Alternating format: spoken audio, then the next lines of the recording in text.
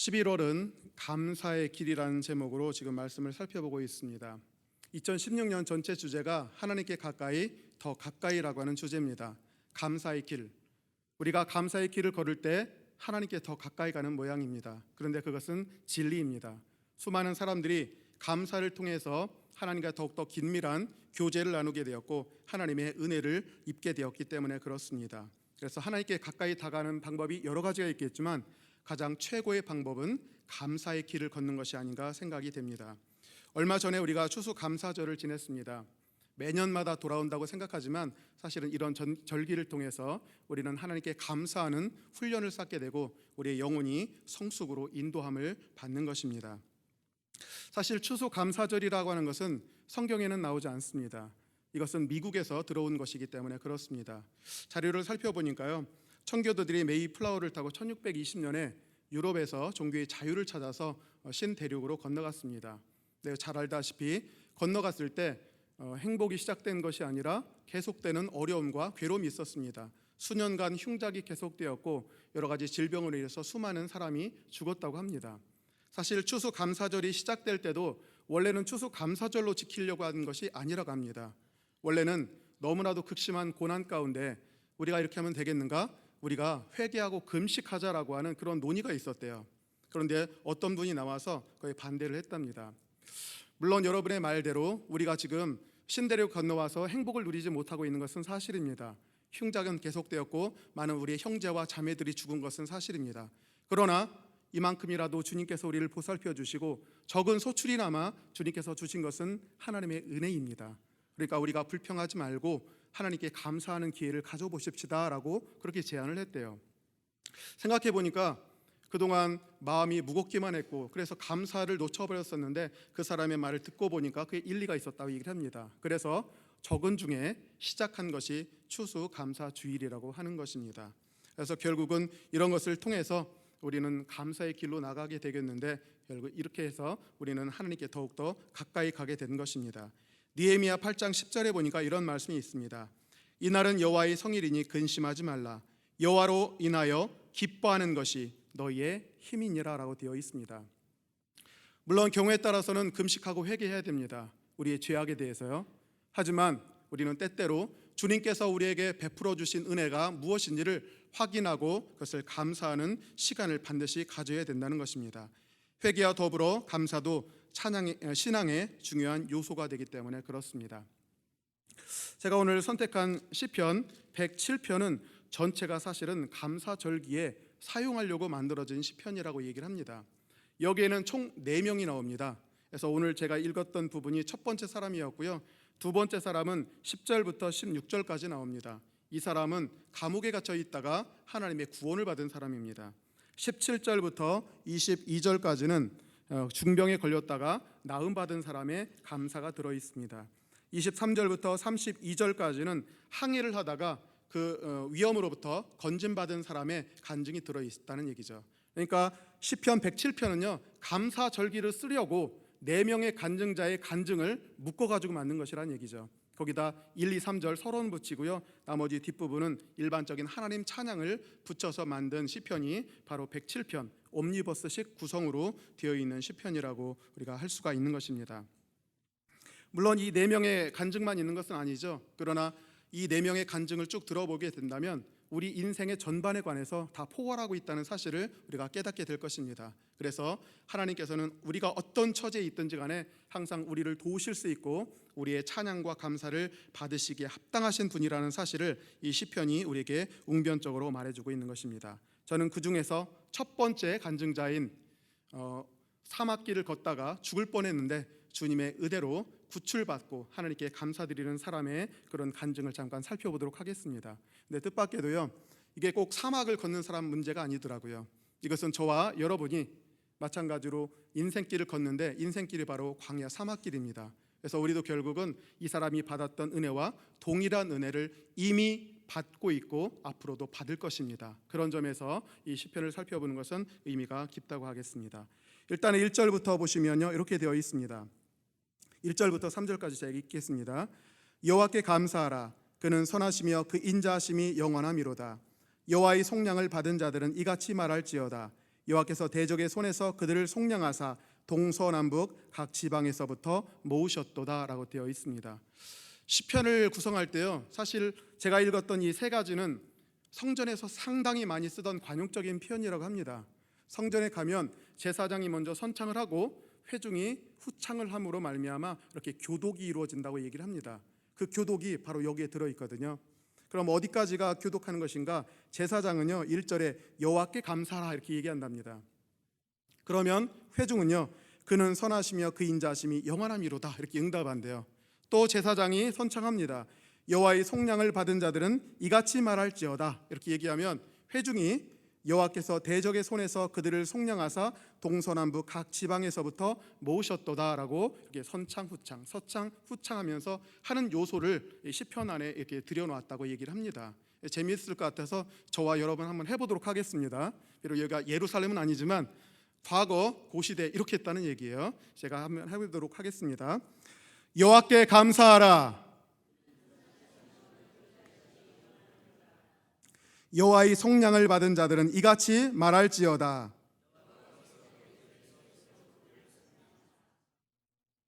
동서남북 각 지방에서부터 모으셨도다 이렇게 한다는 얘기죠. 그래서 우리가 그 시대에는 살진 않았지만 예루살렘 성전에 가면 옛날 사람들이 이런 방식으로 서로 은혜를 나누었겠구나 하는 사실을 우리가 깨닫게 됩니다.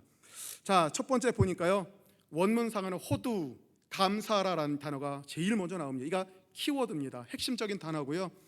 제가 예전에 한번 말씀드린 것 같아요.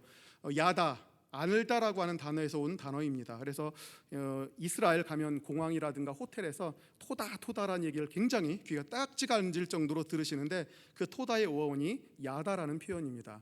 야다는 우리가 알듯이 알다라는 뜻이에요. 알아준다라고 하는 그런 의미에서 나왔다는 것입니다. 알아준다.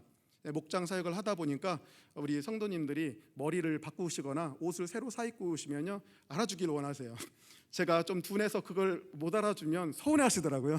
그래서 나중에 쫓아가가지고 머리 바꾸셨군요 이렇게 알아주는데 그러면 또 마음이 기뻐하시더라고요. 그게 바로 알아준다, 알다, 야다에서 온 것입니다. 그런데 감사라는 뜻도 야다입니다. 그러니까 감사라는 것이 한자상으로 느껴가지고 살해한다 그런 의미가 있는 것이 아니라 그가 나에게 무슨 일을 했는지를 알아서 고백해 주는 것을 얘기한다는 얘기죠. 야다.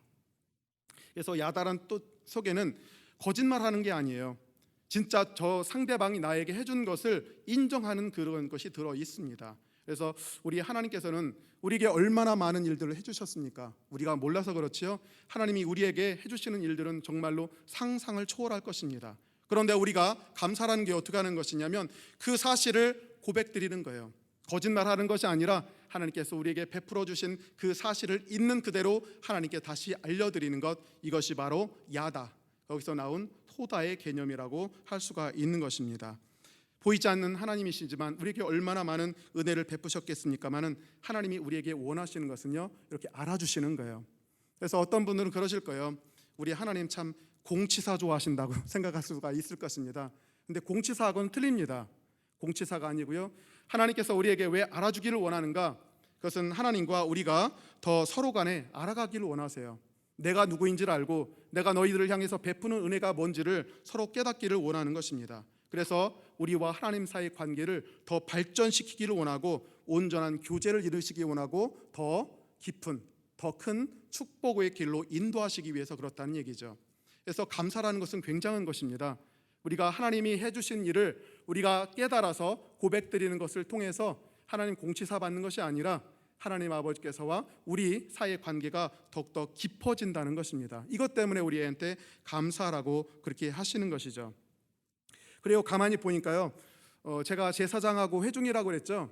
제사장과 회중이 서로 간에 얘기를 했습니다. 보니까 여호와께 감사라 이렇게 요구한 것은 제사장이었고요, 여호와의 속량을 받은 자들은 이렇게 말할지어다라고 그렇게 얘기했던 것은 제사장이었습니다. 그러니까 우리가, 저도 이제 제사장이라고 할 수가 있겠죠. 사역자니까. 제사장이 해야 되는 일이 무엇인가? 사역자가 해야 되는 일이 무엇인가? 죄를 지었을 때 불러 모아서 금식 성회하는 것도 제사장의 역할입니다. 하지만 백성들이 하나님께 받은 은혜를 하나님께 고백시키기 위해서 천지 사방에서 백성들을 불러 모아서 감사의 대회를 열게 하는 것도 제사장의 일이라는 사실을 깨닫게 되었어요. 그래서 저는 이 사실을 보면서 그냥 감사하고 싶으면 하고 말고 싶으면 말고, 이게 아니라는 사실을 깨닫습니다. 이것은 저희들의 책무입니다. 회개시키는 것도 우리의 임무지만 받은 은혜를 흘려보내지 않고 망각하는 것이 아니라 반드시 하나님께 와서 고백하게 하는 것도 우리의 일이라고 할 수가 있는 것입니다. 예수님께서 10명의 나병 환자를 고치셔 주신 적이 있어요. 가서 예루살렘 성전에 가가지고 몸을 보여라 라고 했더니 가는 도중에 다 나았습니다.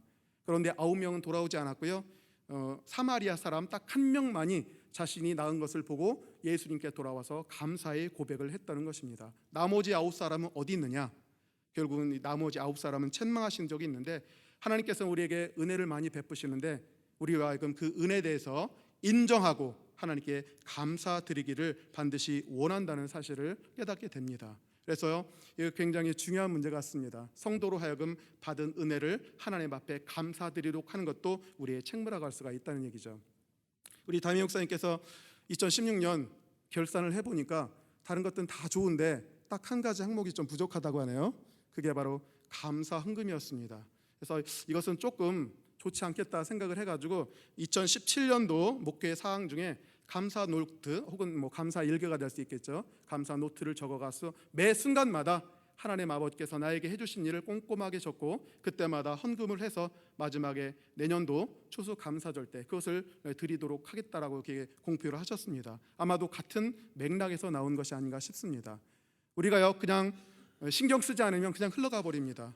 우리는 이미 어마어마한 은혜를 받았음에도 불구하고 신경 쓰지 않으면 내가 언제 은혜를 받았는가 이렇게 망각하고 배은망덕하는 자가 되기가 십상이라는 것입니다. 그래서 내년도에는 반드시 하나님께 은혜를 받을 때마다 꼼꼼하게 적으시고 그때마다 성의를 표시하시고 내년 추수감사절 때는 그것을 다 갖고 하면 모이면 좋을 것 같아요.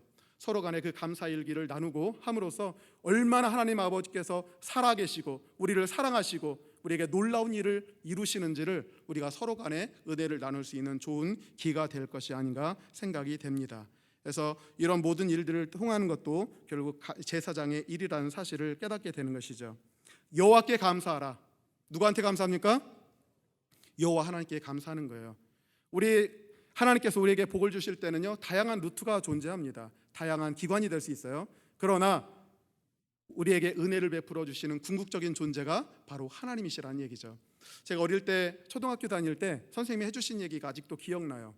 어떤 원시 부족이 미국에 초청을 받아가지고 갔답니다. 호텔에서 묵고 있는데 거기서 수도꼭지를 트니까 물이 콸콸 나오는 거예요. 근데 자기 부족에서는 물이 부족했고 굉장히 물 때문에 고생했는데 거기 보니까 너무 좋은 거예요. 꼭지만 돌리면 물이 콜콜 나. 그래서 결국은 그 사람이 수도꼭지를 돌려가지고 그거를 훔쳐가지고 자기 고국으로 돌아갔다 이런 얘기를 하더라고요. 지금 생각해 보니까 말도 안 돼요. 그거 틀면 어떻게 됩니까? 물벼락 치고 난리 날 겁니다. 그런데 그때는 그거 생각을 안 했고요. 결국은 이 수도꼭지에서 물이 나오는 것은 수도꼭지가 아니죠. 정말로 중요한 것은 물 근원에서 뿜어나오는 펌프에 의해서 나오는 것일 뿐입니다. 마찬가지로 여러분들이 누군가의 사람을 통해서나 기관을 통해서나 은혜를 받았다면 물론 그 사람한테 그 기관한테도 감사를 표명해야 되겠죠. 그러나 제일 중요한 감사는 누구한테 해야 된다는 얘기입니까? 바로 하나님 여호와께 감사해야 된다는 것입니다. 그래서 우리 많은 분들 장례식 때 믿지 않는 분들한테 가면 좀 믿으시죠? 얘기하면 안 된대요. 왜 그러냐면 믿게 되면 자기 조상들에게 제사를 못 지내게 한다면서 그러면서 안 믿더라고요. 물론 우리가 생명을 얻은 것이 우리 조상으로부터 우리 부모님으로부터 우리 생명을 이어받은 것은 맞습니다. 그러나 우리에게 정말로 생명 주신 분이 우리의 아버지나 어머니일까요? 아니면 하나님이실까요? 우리의 하나님이십니다. 그래서 우리가 생명에 대해서 감사한다 할지라도 부모 이전에 바로 하나님께 감사해야 되고 우리가 어떤 형태의 복을 받았다 할지라도 그것은 바로 하나님께로부터 나온다는 사실을 분명히 해야 된다는 얘기입니다. 제사장은 그래서 얘기합니다. 여호와께 감사하라. 여호와께 감사하라. 그는 선하시며 그 인자하심이 영원함이도라고 얘기를 하고 있습니다. 그분은 인자하십니다. 우리가 성경을 읽으면서 욥의 얘기를 많이 들었어요. 욥과 같이 극단적인 상황 가운데 있는 사람도 하나님께 감사해야 될 것인가? 감사해야 됩니다. 왜냐하면 그 이면에는 여호와께서 우리 인간을 향하신 그 인자하심, 그 선하심은 불변하시기 때문에 그렇습니다. 하나님은 어제나 오늘이나 영원토록 불변하신데 우리를 향한 그 사랑이 불변하시기 때문에 그렇다는 얘기죠. 그래서 우리는 이렇게 하나님께 감사를 해야 되는 것입니다. 근데 2절에 보니까 이렇게 나옵니다. 여호와의 속량을 받은 자들은 이같이 말할지어다라고 되어 있는데요. 속량이란 단어가 있었어요. 그래서 제가 성경 공부하는 팀이 있어서 속량이 무슨 뜻이냐라고 물어봤더니 모르시더라고요. 근데 대부분의 사람들이 잘 모를 것입니다. 그래서 제가 오늘은 이 한 가지 개념 속량에 대해서 좀 자세하게 설명드리도록 하겠습니다. 저기 보니까 속량이 되어 있네요. 한자가 나옵니다. 속자에 량자가 있는데요. 속량이라는 개념은 원래 기독교적인 개념 이전에 역사에서 나왔던 개념입니다. 속량, 돈을 드린다는 뜻이고요. 양은 좋다라는 양인데, 옛날에 노예제도가 있었잖아요. 노예제도로 팔려갔는데 그 사람 관두면 평생토록 노예살이를 합니다. 그때 친척이 와가지고 그 사람한테 그 주인한테 돈을 주고 그의 친척되는 사람을 건져냅니다. 그래서 천민으로 떨어질 사람을 양민 만드는 것, 그것이 바로 속량이라고 할 수가 있는 것이죠. 혹은 처형받을 수밖에 없는 사람, 죽을 수밖에 없는 사람 마찬가지입니다. 돈을 줘요. 돈을 줘서 처형장에 끌려지지 않고 빼내는 것, 이것을 속량이라고 했습니다. 그래서 속량이라는 개념은 그렇고요. 양자 개념이 중요한 게 아니라 속자가 더 중요합니다. 그래서 제가 밑에다 속자를 해놨는데요. 가만히 보니까 조개 패자에다가 팔다라고 하는 매자가 있습니다. 조개니까 돈을 준다는 얘기죠. 돈을 지불한다는 얘기고, 뒷자 있는 매자는요, 상품을 시중에다 내놓는다, 판다라는 그런 개념이에요. 그래서 이 두 가지가 합성이 돼서 속자가 되었는데요. 결국은 어떤 목적을 위해서 돈을 누구한테 지불한다는 것이 바로 속이라고 할 수가 있는 것입니다. 그래서 이 속이라는 것은 뭔가를 위해서 내가 돈을 지불해서 끄집어낸다라는 개념이 있다는 얘기죠.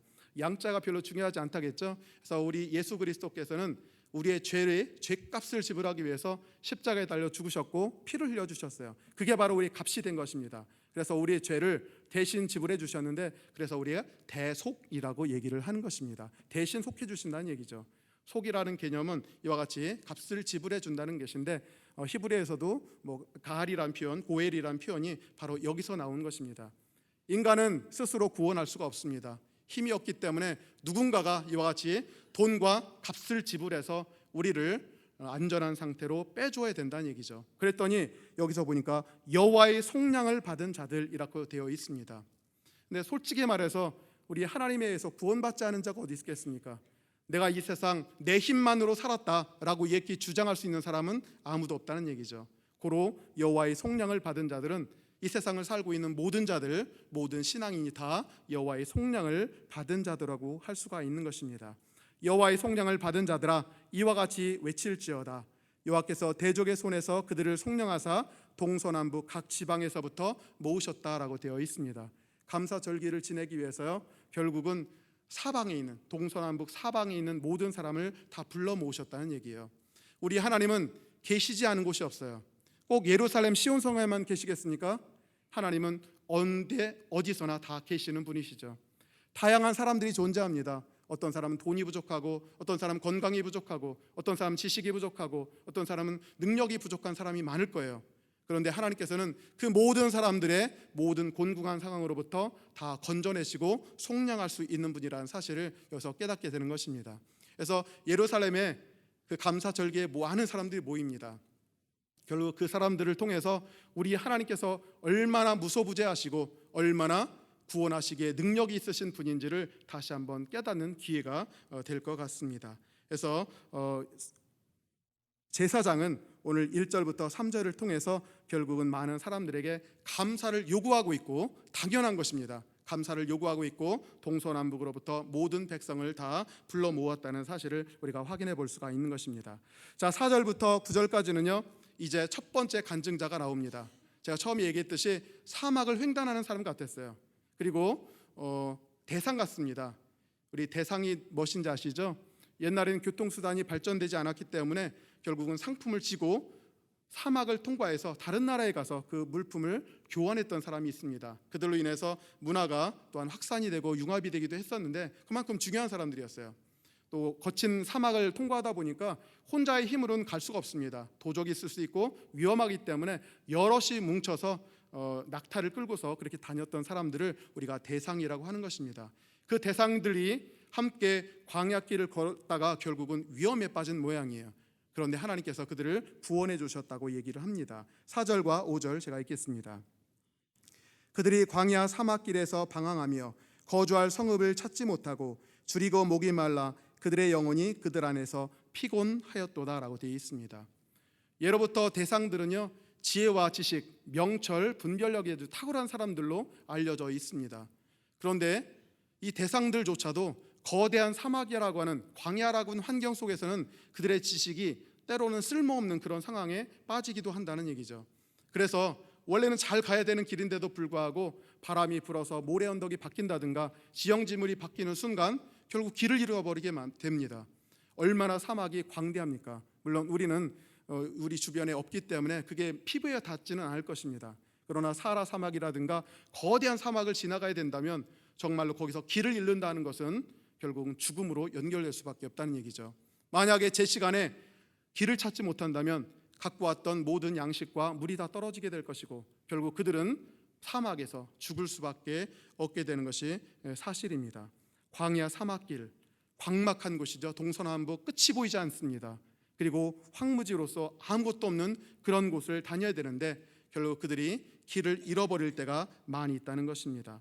거기서 나타나는 현상이요, 목마름과 또 배고픔이라고 할 수가 있는 것이죠. 목마름과 배고픔.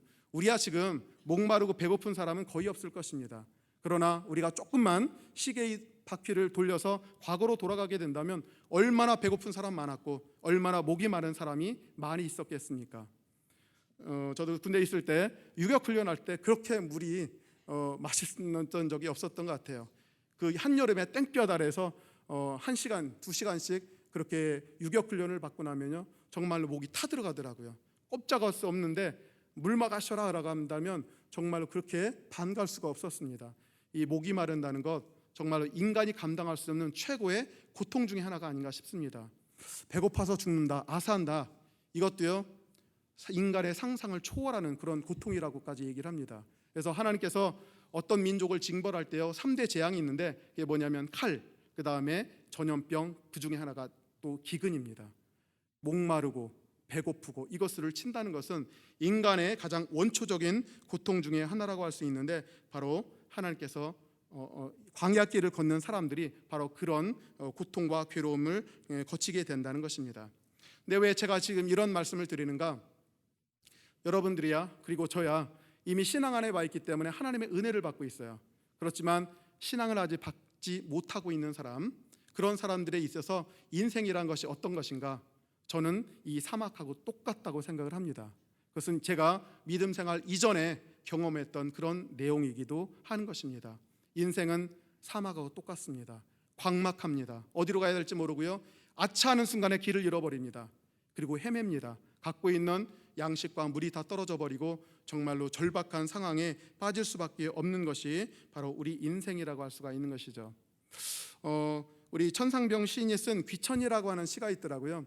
제가 가끔 가다가 우리 장례식이 날 때마다 항상 이런 말씀으로 위로를 드려요. 우리 인생은 소풍 왔다가 돌아가는 것입니다. 고인도 지금 소풍 왔다가 하나님 품에 돌아갔으니까 염려하지 마십시오라고 이렇게 위로를 드리는데요. 한번 이렇게 되어 있습니다. 나 하늘로 돌아가리라. 새벽빛 와 닿으면 쓰러지는 이슬 더불어 손에 손을 잡고 나 하늘로 돌아가리라. 노을빛 함께 단 둘이서 기슭에서 놀다가 구름 손짓하다가 나 하늘로 돌아가리라. 아름다운 이 세상 소풍 끝내는 날 가서 아름다웠더라고 말하리라. 이렇게 돼 있네요. 제가 알기로 천상병 시인은 민주화 운동을 하다가 고문을 받았다고 해요. 그래서 일생 동안 불구로 지냈고 경제적으로 굉장히 고통스러운 삶을 살았다고 얘기를 합니다. 그런데 이분이 쓴 귀천이라는 시를 보니까 이분이 삶에 대해서 어떤 태도를 갖고 있는지 뜻밖의 얘기를 하고 있더라고요. 삶이 아름다웠다. 아름다운 삶을 끝내고 이 세상에 온 것이 마치 소풍 왔다가 저녁이 되니까 이제 부모님이 부르시잖아요. 그래서 다 이제 내려놓고 집으로 돌아간다고 하는 그런 생각을 보여주고 있습니다. 우리가 아마 이 세상을 떠나서 저 천국에 하나님 품에 들어가게 된다면 아마 이렇게 인식할 수도 있을 것 같아요. 참 아름다웠다고, 참 그것이 우리에게 소풍 같았다고. 그런데 가기 전까지는 이렇지 않습니다. 우리가 이 세상 걸을 때는요 소풍 같지가 않고요 정말 이것은 광야 사막길과 똑같이 괴로운 삶을 우리 가운데 주게 된다는 얘기입니다. 끊임없이 목이 마릅니다. 끊임없이 우리는 배가 고픕니다. 이것이 현실과 동일한 얘기라고 할 수가 있죠. 그래서 지금 대상들이 자칫 잘못 길을 가서 지금 고난을 받고 있는데, 이것이 바로 우리 인생의 본질적인 모습이고, 만약에 하나님이 저와 여러분 가운데 간섭하시고 섭리하지 않는다면 이 사람들과 똑같을 수밖에 없는 상황에 빠지게 될 것입니다. 그래서 이들은 이렇게 얘기를 하고 있습니다. 6절에 보니까요, 이에 그들이 근심 중에 여호와께 부르짖으매라고 되어 있습니다. 제가 처음에 얘기했죠. 대상들은 아주 지혜롭고 아주 지식도 많은 사람들이었습니다. 웬만하면 길을 잃지 않습니다. 그런데 인생이란 것이 제 맘대로 되는 게 아니죠. 때로는 이렇게 원숭이도 나무에서 떨어진다고 하는데 길을 잃어버립니다. 그리고 죽음의 위기 가운데 합니다. 아마 갖고 있던 모든 수단을 다 동원했을 거예요. 밤에는 별을 보고 또 방향을 잡았을 것이고, 최선을 다해서 물도 아끼고 때로는 낙타도 잡아먹으면서 목숨을 부지하면서 그 사막을 벗어나려고 가진 노력을 할 것입니다. 그런데 안 될 때가 많아요. 자기 인생의 능력 갖고는 도저히 이 난관과 역경을 도저히 회복할 수가 없는 그런 상황에 때로는 직면하게 된다는 것입니다. 아마도 이 사람들도 동일했을 것 같아요. 그러면 이런 상황에는 과연 어떻게 해야 될까요? 지금 우리가 본문에 읽었듯이 그들은 달리 길이 없습니다. 자신의 모든 지식과 능력이 바닥을 쳤을 때 할 수 있는 방법은 딱 하나밖에 없다는 얘기죠. 하나님께 기도하는 방법, 그게 유일한 방법이라고 할 수가 있는 것입니다. 그런데 사실은 우리 인생은 어리석어서요, 처음부터 하나님을 찾지는 않는 것 같더라고요. 일단은 자신이 해볼 수 있는 모든 수단을 다 동원해 봅니다. 그래서 그것이 안 될 때는 꼭 이렇게 하나님을 찾게 되는데, 늦게라도 찾으면 다행이죠. 제가 첫 신앙생활을 했던 기도원이 있었습니다. 원장님이 굉장히 신의 은사도 많으신 분이었는데요, 항상 불평하시는 내용이 있어요. 그 내용이 뭐냐면, 왜 사람들은 병이 생기면 즉각적으로 하나님께 나와서 은혜 받고 고칠 생각을 안 하고 이 세상에 돌아다니기만 하냐고. 그래서 결국은 이 병원 저 병원 순례하다가 결국은 더 이상 돌이킬 수 없는 순간이 되면 그제서야 손 들고 기도 놓은대요. 어떤 경우는 낫습니다. 정말로 기적 같은 방법으로 낫기도 하는데, 대부분은 이제 신앙을 더 이상 주입할 수가 없는 상황이고, 그때는 절망적인 상황에서 많이 온대요. 그러면 결국은 어떻게 손 쓸 방법이 없다고 얘기를 합니다. 신유의 능사를 갖고 있는 그런 분들조차도 더 이상 손 써볼 수 없는 그런 상황까지 가는 것이 우리 인간입니다. 인간은요, 자신에게 자원이 있는 순간 절대 보이지 않는 하나님 의지하지 않습니다. 내가 갖고 있는 모든 것들을 다 동원해 보는 것이 인간입니다. 참 어리석죠. 이것이 바로 인간의 그 본성이라고 할 수가 있는 것이죠. 그러다가 다 떨어지고 더 이상 어찌해 볼 수 없고, 돈도 떨어지고 이제 생명이 끝까지 가는 순간, 그제서야 하나님께 천부여 의지없어서 손 들고 옵니다. 주 나를 박대하시면 내가 어디로 가리까, 이렇게 말하는 것이 바로 인간이라고 할 수가 있는 것입니다. 그래도 상관없습니다. 그래도 하나님께 나와야 됩니다. 아마도 제 생각에 이 대상들도 마찬가지였을 것 같아요. 온갖 수단을 다 동원해 보았지만 더 이상 방법이 없을 때 그들은 결국 변할 수밖에 없었고, 그 변화는 무엇인가? 바로 하나님을 향해서, 하늘을 향해서 고개를 번쩍 드는 것이 되었을 것입니다. 6절, 이에 그들이 근심 중에 여호와께 부르짖었다라고 그렇게 되어 있습니다. 여러분들도 마찬가지입니다. 인생의 어려움을 만나시거든 물론 여러분들의 다양한 수단이 있을 것입니다. 그러나 그런 수단보다도 먼저 하나님께 나오시기 바랍니다. 하나님 안에 회복의 열쇠가 달려 있습니다. 혹시라도 다른 방법 때문에 그 기회를 놓쳤다 할지라도 마지막 순간에는 하나님을 바라보십시오. 전후좌우 사방팔방 다 막혀 있다 할지라도 하늘을 향한 문은 뻥 뚫려 있습니다. 그리고 하나님은 귀를 기울여서 우리의 음성을 듣기를 원하시는 분이십니다. 우리를 책망하지 아니하시고 우리를 건져주시는 하나님이라고 할 수가 있는 것입니다. 그래서 그 사람들이요, 이렇게 근심 중에 하나님께 부르짖었다고 할 수가 있는 것입니다. 그랬더니 하나님께서요, 그들을 고통에서 건져주셨다고 이렇게 되어 있습니다. 6절, 이에 그들이 근심 중에 여호와께 부르짖음에 그들의 고통에서 건지시고 또 바른 길로 인도하사 거주할 성읍에 이르게 하셨도다라고 되어 있습니다. 사실은 제가 이 표현을 보면서 너무 밋밋하더라고요. 왜냐하면 문제가 생기면 기도하십시오, 그러면 문제가 해결됩니다, 이렇게 얘기를 하는데 너무 단순 도식 같더라고요. 왜 단순 도식이라고 생각하는가? 사실은 하나님께서 우리에게 고난을 주시고 해서 결국은 그냥 하나님만 바라보게 하시는 것일까라고 생각했을 때는요, 저는 아니라고 생각해요. 하나님이 고난을 주시고 또 고난을 주시는 이유는 단지 하나님을 바라보는 훈련시키는 것이 아니라 사실은 그보다 더 중요한 게 바로 우리의 내면을 변화시키는 것 같더라고요. 고난을 통해서 내 자신을 보게 됩니다. 고난을 통해서 나를 알고 하나님을 알게 하시는 것이 근본적인 목적입니다. 단지 고난이 닥치면 그냥 기도하십시오 라는 얘기 이전에 고난을 만나시거든 바로 자기 자신을 알고 하나님을 바라보십시오라고 얘기를 드리고 싶어요.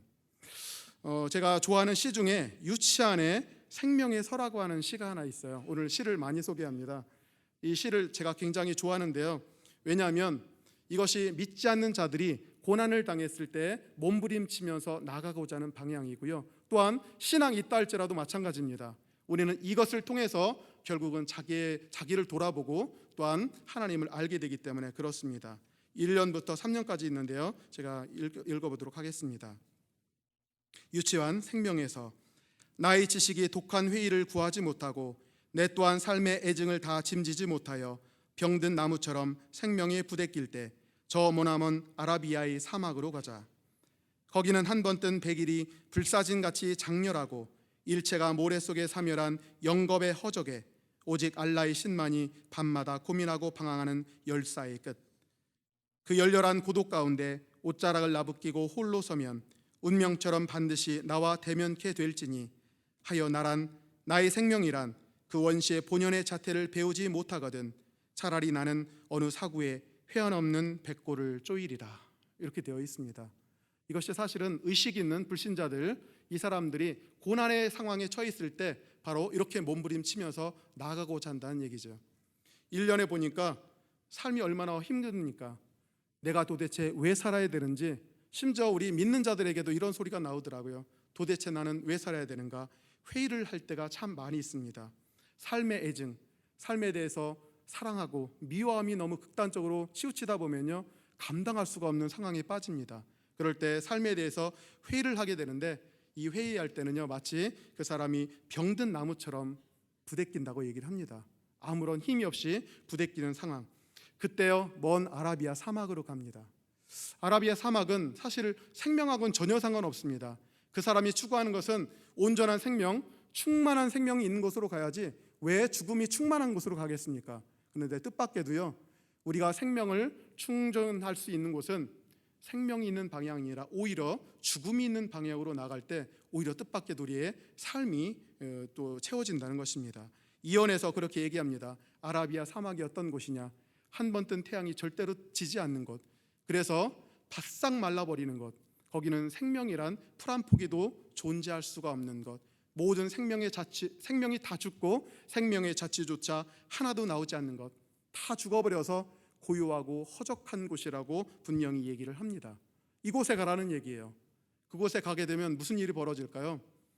3년에서요 그런 극단적인 죽음의 상황에 가게 되면 우리가 갖고 있는 모든 생명의 부차적인 현상이 다 벗어지게 됩니다. 홀이 벗어진다고 얘기하죠. 그리고 정말로 그 안에서 나의 생명의 본질만 파악하게 된다는 것입니다. 3년에 보니까 그 열렬한 고독 가운데 옷자락을 나부끼고 홀로 서면 운명처럼 반드시 나와 대면하게 된다고 얘기를 합니다. 하여 나의 생명이란 그 원시의 본연의 자체를 배우지 못하거든 차라리 거기서 죽는 것이 낫다라고 얘기를 합니다. 본연의 자태. 그동안 우리가 이 세상 살 때 참 회의도 많습니다. 고통도 많아요.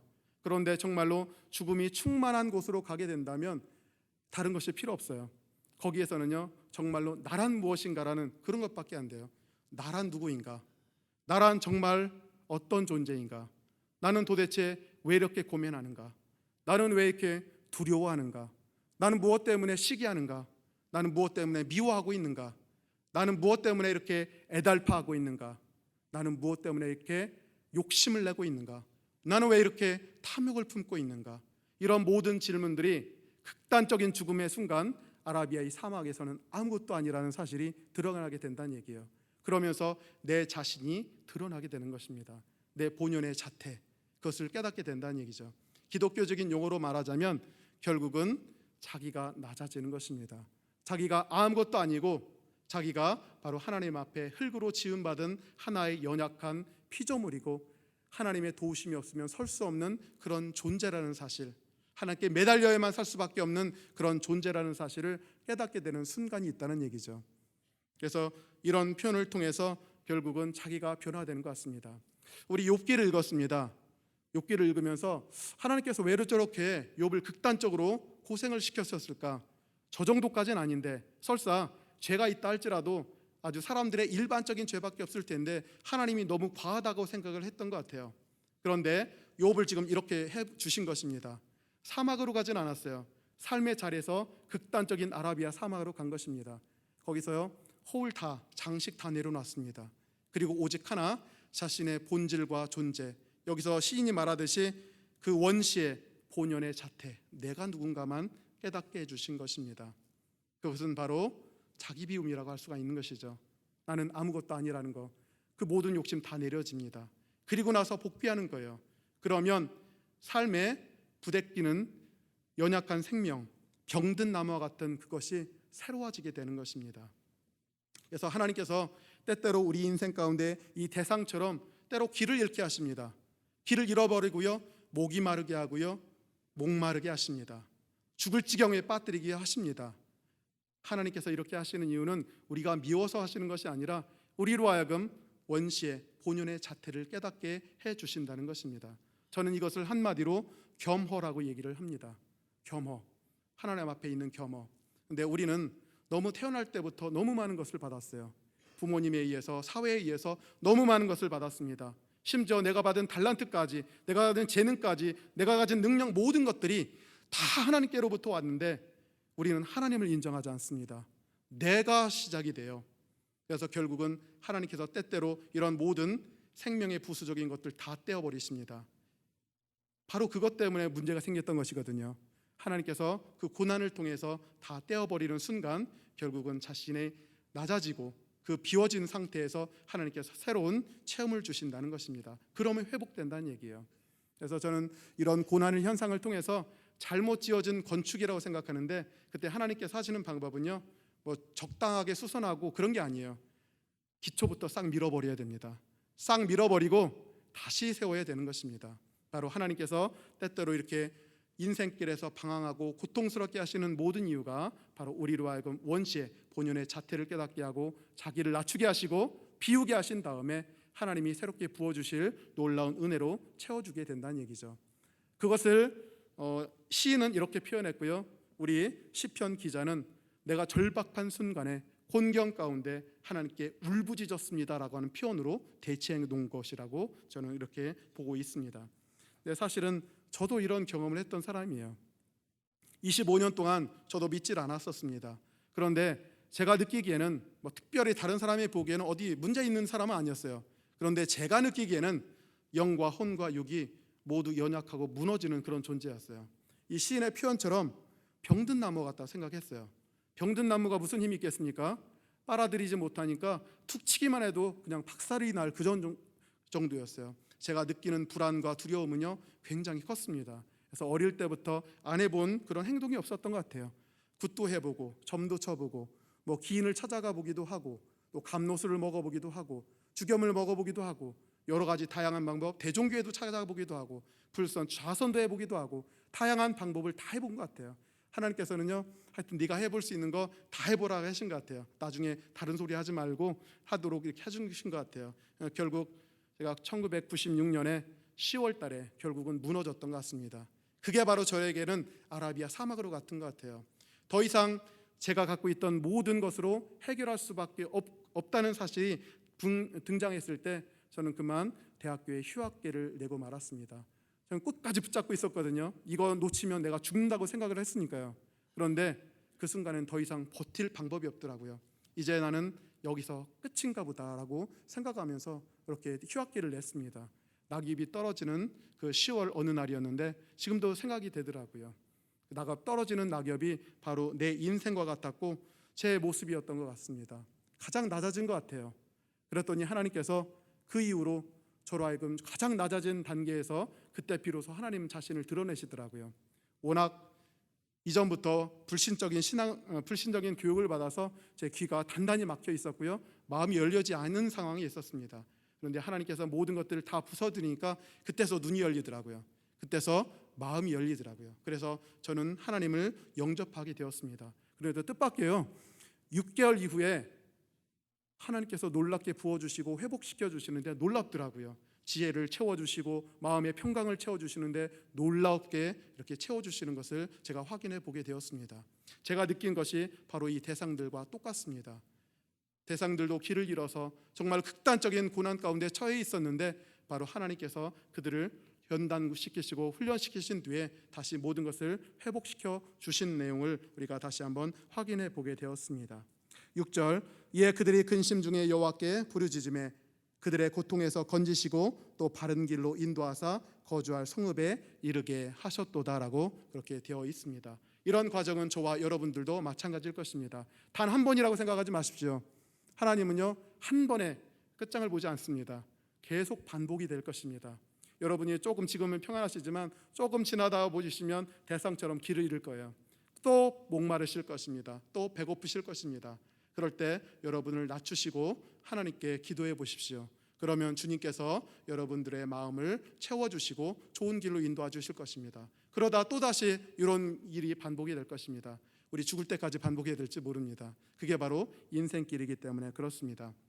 그러나 저는 확신하는 게 우리를 향한 하나님의 사랑은 영원하시다는 것, 우리가 미워서 그런 것이 아니라 우리로 하여금 더 큰 축복의 그릇이 되도록 하시려고 그러신다는 사실만은 분명히 깨닫고 있습니다. 8절과 9절입니다. 여호와의 인자하심과 인생에게 행하신 기적으로 말미암아 그를 찬송할지로다.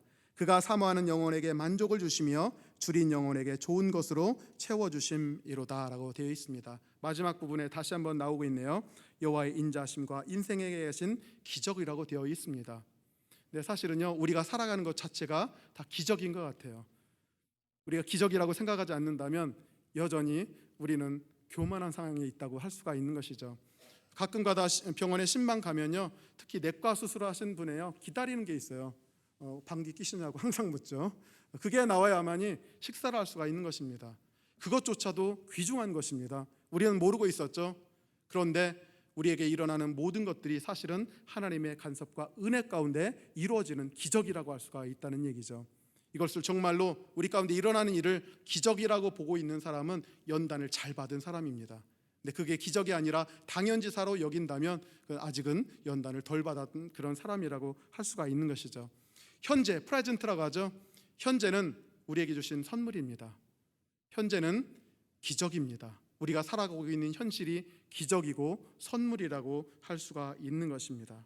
그래서 이 시인은 이렇게 얘기를 하고 있다는 얘기죠.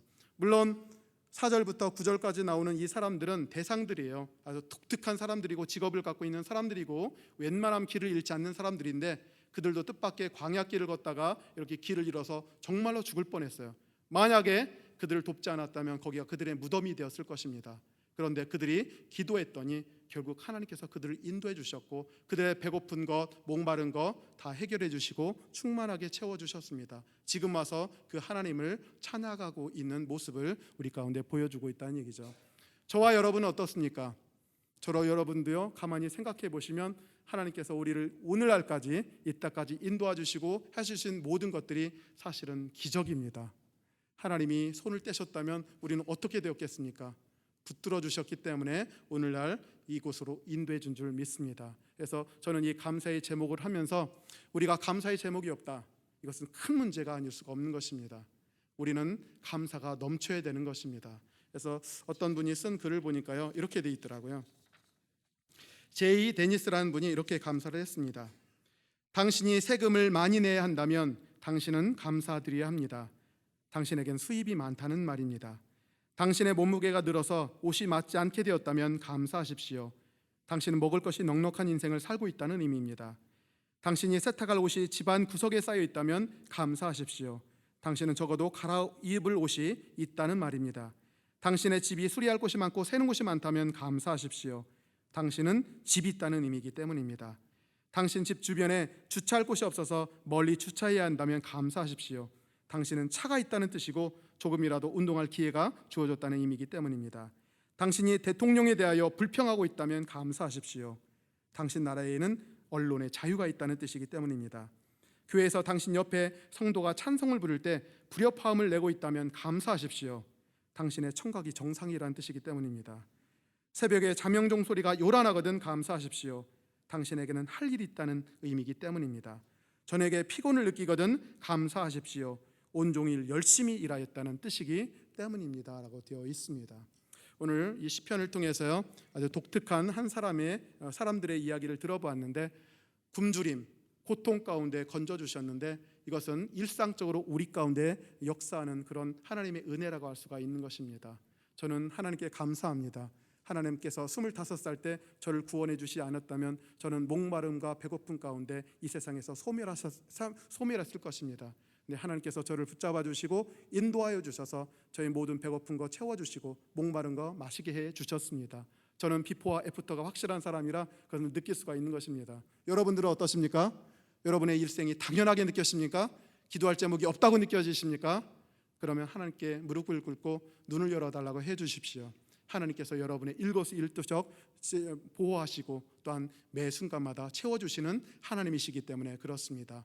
여러분들에게 감사가 항상 넘치시기를 간절히 축원합니다. 우리